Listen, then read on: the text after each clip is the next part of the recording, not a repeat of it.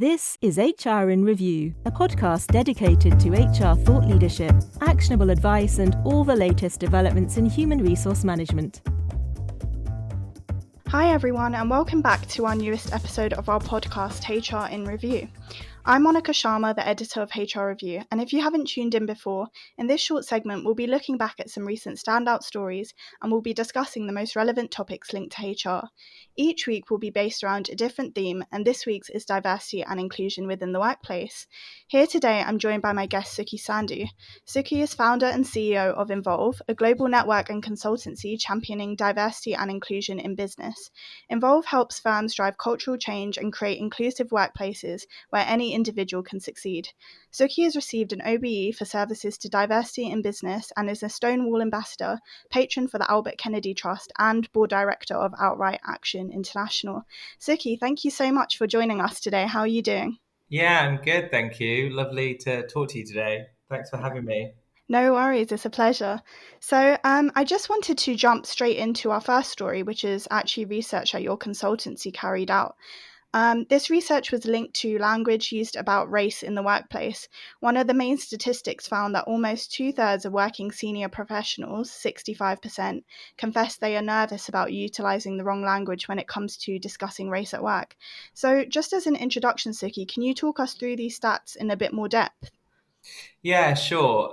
So our research engaged with 500 senior execs across several of the UK's largest employers. And much of the data outlined that talking about race in the workplace is still a significant barrier. If we feel unable to talk about the issues, it's a serious barrier to tackling racism in the workplace head on. Only 27% of UK respondents felt comfortable using black as a descriptor in the workplace, while under a quarter felt comfortable with using the term Asian or mixed race. This compares to 69% of people who were comfortable using the term white. Right. So there was even less comfort from respondents actually in using more general terms such as ethnic minority, which was 19%, and person of colour, which was 15%, when talking about or to individuals in the workplace. So we know from our research that business leaders feel uncomfortable and avoid talking about race at work because they're worried about saying the wrong thing and causing offence. But as you and I both know, these important conversations were and remain stunted by the lack of confidence that those in positions of power have using the language surrounding race. So if a white manager feels unable to say the word black or Asian within the workplace, what hope is there that this manager will be vocal or even a necessary advocate and driving force for action for these groups? Yeah, so definitely there's, as you've said, there's like a clear aversion there where senior professionals are really afraid of saying the wrong thing or using the wrong terms. And as you've mentioned, this is specifically kind of relevant when it comes to BAME employees. Another statistic which I also found quite interesting within the research was that almost 2/5 of people surveyed stated that they've witnessed one or more than one instance of racism in the workplace over the last 3 years. And this was interesting to me specifically because it seems to offer a different narrative to the government's controversial Sewell report, which found that institutional racism does not exist in UK workplaces. So what were your thoughts on this? Well, I mean, this kind of statement seriously threatens progress in this arena as important conversations are just stalled. So rather than like call to action, the Sewell report, and I think you say it's Sewell. I'm not sure if I'm pronouncing it correctly, Monica, but the Sewell report acted as a stop to action. And this is also at a time when social justice movements such as Black Lives Matter clearly show that inequality and racism is still embedded across society. Right. So we therefore can't be complacent by pretending change isn't needed. So our research highlights that ignorance and racism are still very much present in society, and clear policies and training are needed to eradicate it completely. I think even just jumping off that, you've said obviously there is a lot of racism still prevalent within UK workplaces. The study also showed that 1 in 7 people who answered the survey believe that race and racism should not be discussed at work because they don't think it exists within the workplace. So as you've said, it really shows that there's more work to be done in order to really tackle this. Totally. There were clearly different agendas and different outcomes for that report, which has been very much discussed and dissected in the media. But to try and deny that institutional racism doesn't exist is almost offensive to the current climate and what's happening in the world, quite frankly. Yeah, I think, as you've mentioned, there's been a whole shift of social movements, and really D&I has become a main focus of UK businesses since obviously last summer and the Black Lives Matter movement. So it was definitely a controversial report to be putting out there in a time where so many businesses are trying to make these strides. Exactly. But as the research actually mentions, involves research, over 4/5 of respondents did agree that they're educating themselves to understand what kind of language is the most appropriate to use when talking about race or referring to different ethnicities. So that is kind of an encouraging side of the research. So what would your advice to businesses be who are really interested in opening the doors to more discussion about race? How can this be achieved in a way that kind of takes in the sensitive nature of the topic whilst also ensuring it's not just a checklist exercise? Follow us on Twitter at HRreview or join us on LinkedIn and Facebook. Yeah, I mean, there's things like, clearly getting educated on the subject is really important. So leaders will ultimately lead by example, or should lead by example, and should be the ones driving conversations about race within business. So it's important for leaders to work on getting up to speed with appropriate language so they can initiate these conversations. So, for instance, a year ago, we published an open letter in the Sunday Times where we now have over 80 CEOs that have signed it, all pledging to take action on Black inclusion and race inclusion in business. So taking 6 actions. And so they kind of need to be held accountable. So being accountable and transparent about what you're doing and signing up to things like that does hold a mirror up to the organization and gets them to actually take action. Right. There's no reason why, for instance, they shouldn't introduce mandatory training. Like, why does it have to be voluntary? Because the problem when it's voluntary is you don't get the right people in the room. The key thing is then making sure that the training, is engaging and a genuine learning experience for the people involved. I think setting out clear policies that include the people it sets out to support at each stage is really important. And celebrating Black role models can be a positive ally in the workplace. And if you're not sure of where to start, engage with a D&I consultancy like Involve a little bit there, and we can help support your objectives. Do you think that businesses need to take employees' opinions into account on the best ways to conduct it? So would you recommend putting out surveys to employees to ask what is the most effective or engaging way that you could kind of interact with this training? Yeah, I don't think it's about getting feedback. Well, you should always get feedback on training anyway, right? So you want to, when someone's been through any kind of training or learning experience, you want to get feedback to see what was good, what was bad, how could it improve? Yeah. I think the thing you're asking is, when it's around diversity and inclusion, is the training relevant in context to what the challenges are in that business? Yeah. And you only know that if you're trying to understand the context of your employees and the lived experience of your employees. You should definitely be getting data from your employees themselves about their experiences in working in that business. Because then hopefully it's going to bring out the issues and challenges and also the positives about the culture and the environment, so that you can then tailor the training to the organization to make sure it's fit for purpose and that it's going to have the most impact. Yeah, I think my next point kind of ties into that. We obviously spoke about, and your research also spoke about, the aftermath of the Black Lives Matter movement and how this has kind of shaped D&I over the last year. And something that I've definitely come across is that like listening to different lived experiences from minority employees, is that some businesses have chosen to put the onus on BAME workers to come up with the policy or kind of the starting discussion points. And so I guess my question is, how can HR balance amplifying the voices of staff who are, likely to be victims of racism in the workplace, whilst also not expecting them to do the majority of the work when it comes to improving D&I? Yeah, I mean, this is a great question because I think a lot of, for instance, the Black community are exhausted Mm-hmm. with having to be the face or the person for the community in their business, particularly if there might not be that critical mass of Mm-hmm. that community in the business. So we have to be really mindful of the pressures we're putting on them to do this on top of their very busy day jobs. Mm-hmm. So I think actually things like employee resource groups are a really great way to engage underrepresented talent and provide a platform to Mm-hmm. enable them to share experiences. Right. So, in using networks and moderating these internally, HR managers can then hear from staff and use this to help inform new policies and strategies. Mm-hmm. But employees should be consulted at each stage, not just the start. Mm-hmm. So, as they're formulating the policies and going through it, check in with them again, sense check any changes or edits you're making. Mm-hmm. Like, does it fit with what they need? Um, Right. and I think there's a fine balance to be found, but employers need to remember that these policies and ways of working are to be implemented to support underrepresented individuals, not Mm-hmm. themselves. Right. So it's really then a balancing act between not putting all the pressure on, people to be spokespersons of their particular community, whilst also consulting them, whilst creating policies to make sure that that policy is actually effective. Yeah, and also remember, diversity and inclusion is everyone's responsibility, not just the diverse people's, Mm-hmm.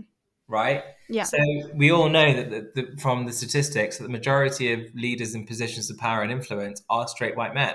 Mm-hmm. So they need to be on board as well. It's not all down to the Black community that might Mm-hmm. be further down the career ladder or the women's group. Like Yeah. everyone is responsible for diversity and inclusion. So we do need lots of allyship Mm-hmm. Okay, so I wanted to now move on to our next story, which I guess ties into that. It's about reduced hours and the growing levels of unemployment for BAME workers since the start of the pandemic. So, research carried out by the TUC actually showed that BAME workers have been more likely to face reduced hours and higher rates of unemployment over the last year. They were 3 times more likely than white workers to have lost working hours during the pandemic, and BAME workers were also twice as likely to say that they'd had to take on more than one job in the last 12 months than white workers. So obviously quite shocking statistics there. How can businesses ensure that they're being conscious about protecting minority workers from, especially from the negative effects of this pandemic? If you have any comments on the HR in Review podcast, would like to suggest a topic or speaker, or provide other feedback, you can contact us using the email podcast@hrreview.co.uk. We look forward to hearing from you.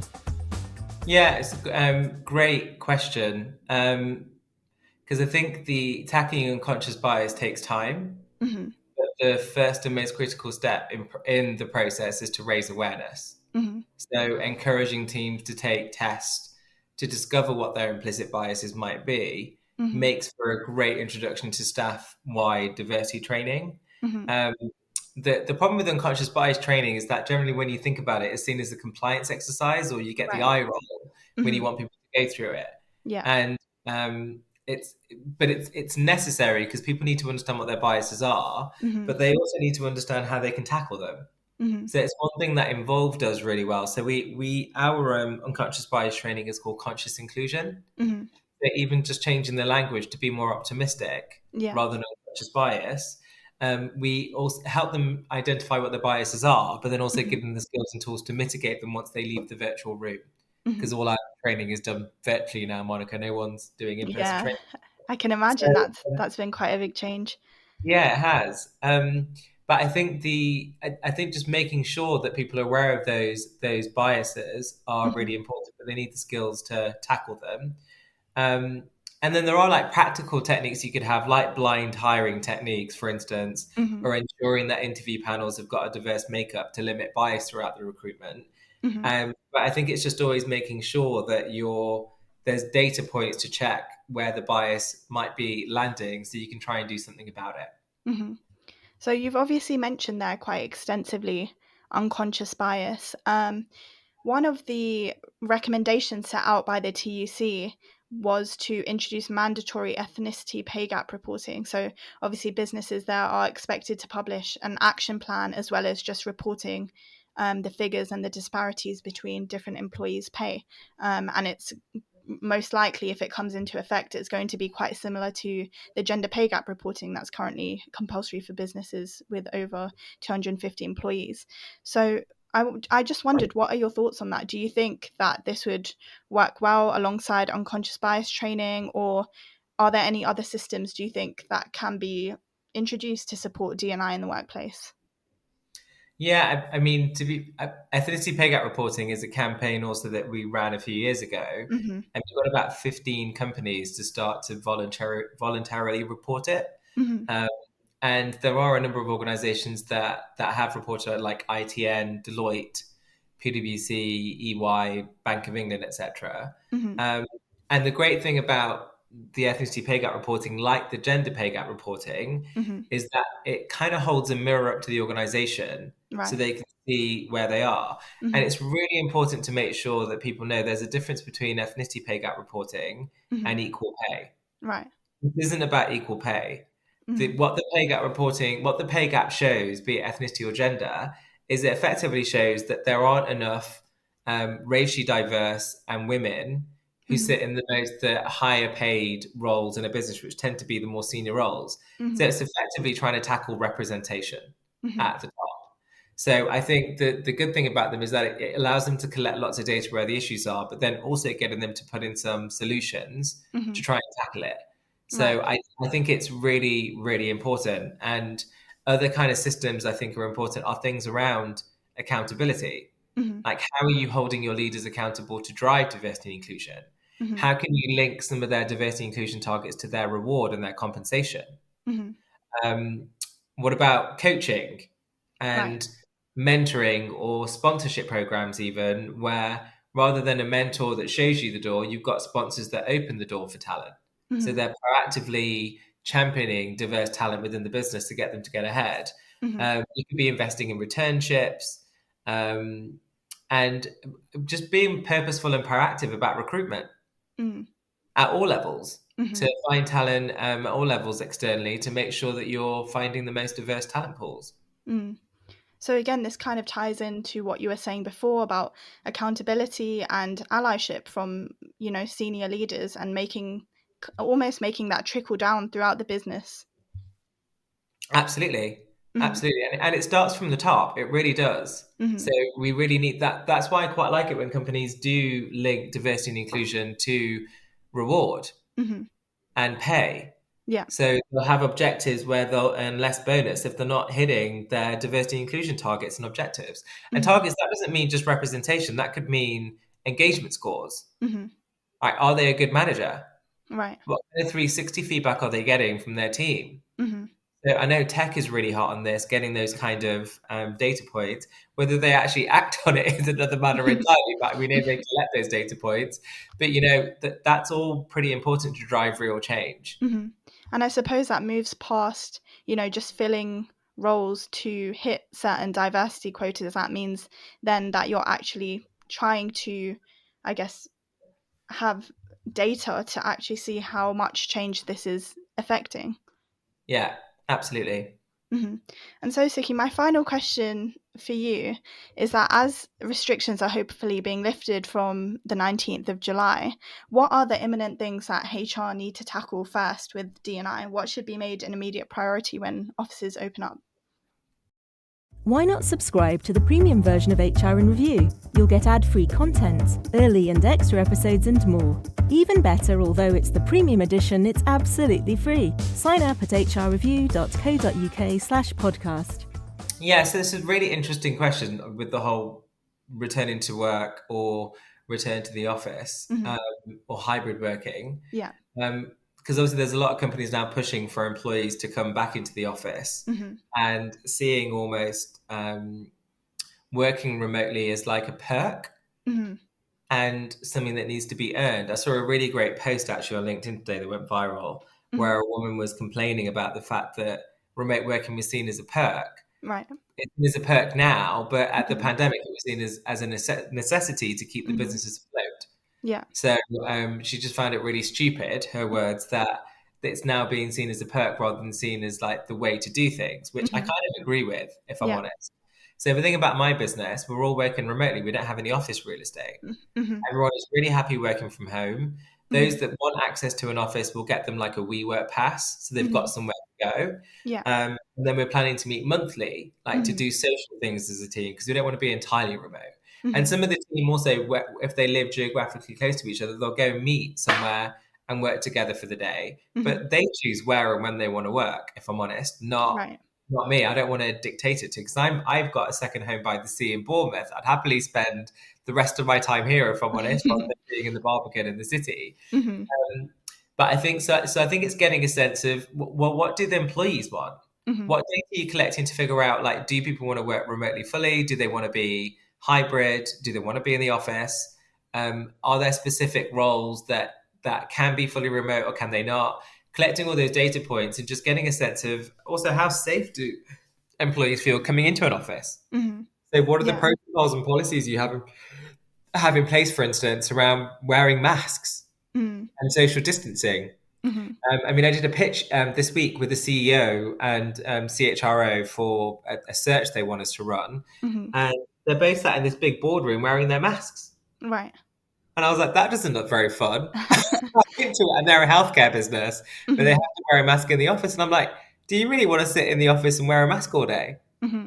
I wouldn't, personally. But, so getting a sense of what other people want to do. I think there needs to be a focus on mental health, because the effects of the pandemic are everlasting and change the way that we work forever. So getting a sense of how people are and making sure their workloads are okay, because even the whole sense of return to work makes it sound like we haven't been working for the last 18 months. And I know that everyone is working twice as hard, which is why I was so offended by our Prime Minister's comments earlier in the year about getting people back to it. We've had enough of a holiday, is what he said. And I think just always making sure that people's opinions are valued. I think genuinely, I think there's more of a culture of trying to understand how employees feel, engagement. And I think actually with that hybrid working and remote working, there needs to be a focus on how do we engage talent when everyone is working remotely, or there's more hybrid working. So those that aren't in the office that often showing their face, that they're not losing out on promotion opportunities or projects because they're not visible in the office. Right. It's being like super mindful of your workforce and trying to include everyone in that hybrid setting. I don't think everyone has the answer to that yet, but that's definitely the kind of priorities or immediate challenges that HR have to face. Definitely. And I think, as you've mentioned, there's quite a few different things that they have to kind of come to grips with quite quickly so that employees don't miss out, or, that they maintain that sense of employee loyalty by giving, the correct amount of flexibility or mental health provisions, or just really getting to the root of how staff feel, especially coming back. Yeah, exactly. That's exactly it.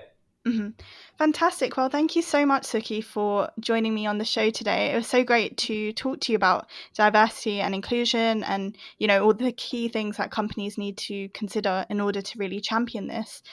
As I mentioned earlier, Suki is CEO and founder of Involve, a global network and consultancy championing D&I in business. So you can check out some of the great work that they do there. If you enjoyed this, we also have one final HR review webinar coming up, which is about how to create a more human-centric HR function, and that's going live this Thursday, the 15th of July at 11 a.m. As always, if you're interested in learning more about diversity and inclusion in the workplace or any other topic linked to HR, please head over to our website, HRreview.co.uk. Thanks again to Suki for joining us and our audience for listening. We hope to see you next time where we will be continuing the discussion on the most relevant HR topics. See you then. The HR in Review podcast is brought to you by HRreview.co.uk. HRreview.co.uk is a website dedicated to human resources and related professionals. News items are posted daily together with analysis looking in depth at topical HR issues. You can sign up for our range of specialist newsletters at hrreview.co.uk/sign-up and follow us on Twitter at HRreview, or join us on LinkedIn and Facebook. Thank you for listening.